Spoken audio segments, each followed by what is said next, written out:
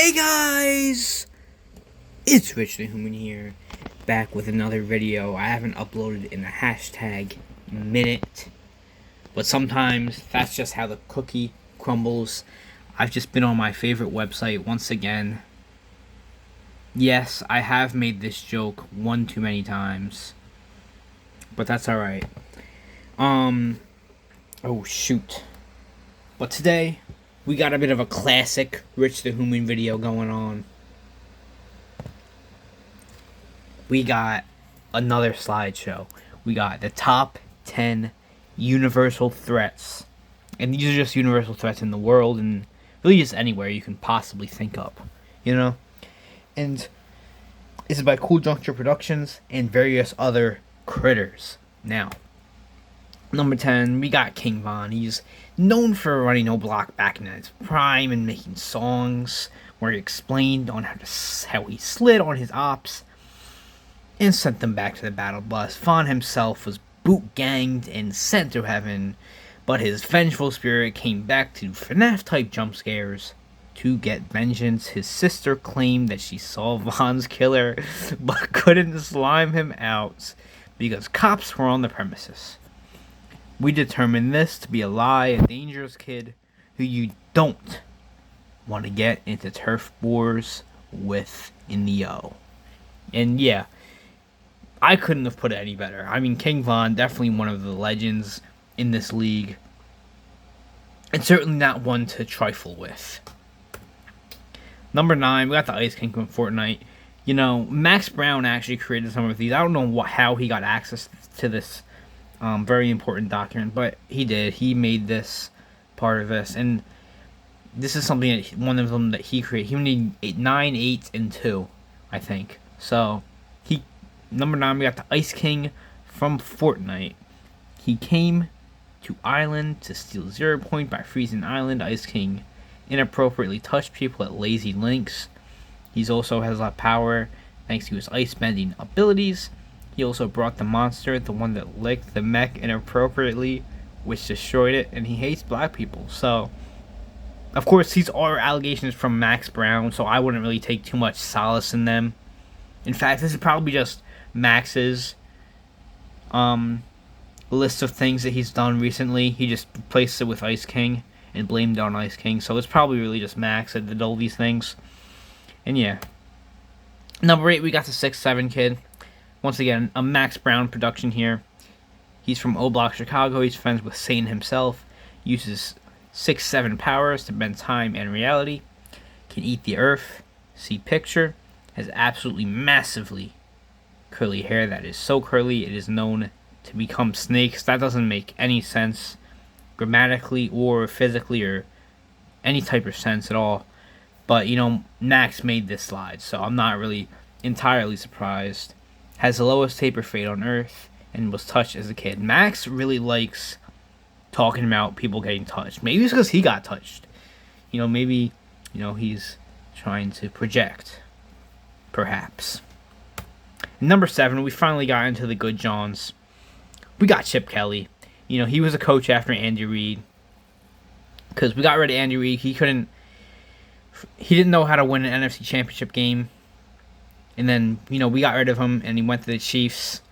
And he didn't really do anything over in Kansas City as the head coach there. But we're not talking about Andy Reid. We're talking about Chip Kelly. He participated in sabotaging the Eagles. He traded LaShawn McCoy for giggles and a fun time, which was actually an awful trade. He traded him for like a linebacker. I don't even remember Buddy's name.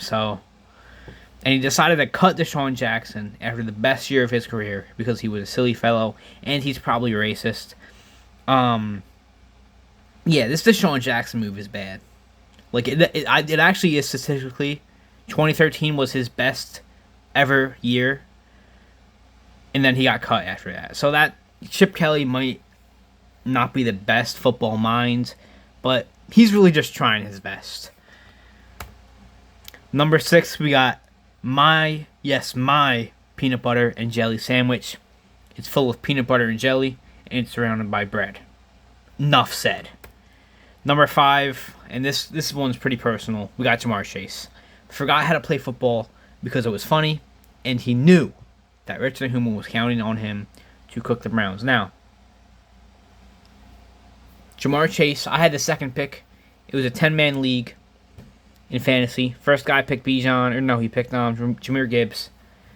I picked up Jamar Chase because I'm not an idiot. And then all of a sudden, you know, I'm expecting some great things from him. And then he does absolutely nothing against the Cleveland Browns. So, it's pretty interesting.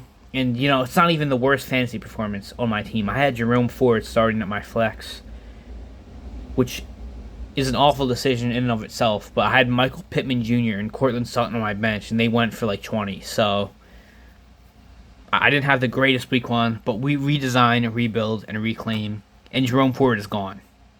I had Jerome Ford in my flex. I expected him at least to have a good game this week. And he did absolutely nothing. He had 1 yard to carry. So, Jerome Ford might be a terrorist. So, but that's okay because he's off the team. I'm number 1 on waivers. He's getting cut for Dylan Sampson. Number 4, we got Adoree Jackson. Might genuinely be the worst corner in the NFL. I don't know why he's on the field, honestly. Let alone guarding CeeDee Lamb, one of the best receivers in the NFL. Okay? Honestly,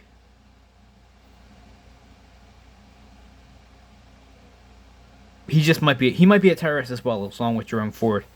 He cannot defend a pass if his life and his entire family depended on it. I could probably torch him for 5 receptions, 107 yards, and a tutty. Why is he on CeeDee Lamb so much? Was Vic Fangio being absolutely silly? And I think he was. You know, Vic Fangio, he's a good John, but he just did a little rage baiting on the Eagles fans. And honestly, it did work. I was very angry that game. I forgot Buddy's name, but put number 23 in, bro, because his name is like blanking to me for some reason. I should know his name, but I don't. But he didn't have a good game either, but like he did stuff. Unlike Adoree Jackson, bitch ass, who doesn't know how to play football and probably couldn't even defend a CFL receiver, let alone an NFL one. Number 3, we got Adrian. This mythical beast created the friend group. Enough said, mic drop. And then we continue to say stuff, even though enough was said, but it's okay, Caden. We believe in you. Harness the power of the Junkite crystal. Scary. And he played pranks at Walmart. He gave the Enchanted Forest a run for its money. And he's a good kid when he wants to be. Sometimes. Alright, number 2. This is a Max Brown production again. Obviously, because it makes no sense. He put the Ravens defense. And yes, they did have 25 points in the fourth quarter, and they kind of choked that lead away. But, like, that game was going to be a shootout, like, no matter what. I'm not sure what Max was expecting. I'm not sure who this family, his beautiful family is, that I'm sure Max Brown has killed. And that's probably why it's on here. He likes to, you know, portray his victims in slideshows and such. So that's probably what this is. And of course, I sent a little message to him because he's a silly little Billy. And number 1, we got Mac Brown.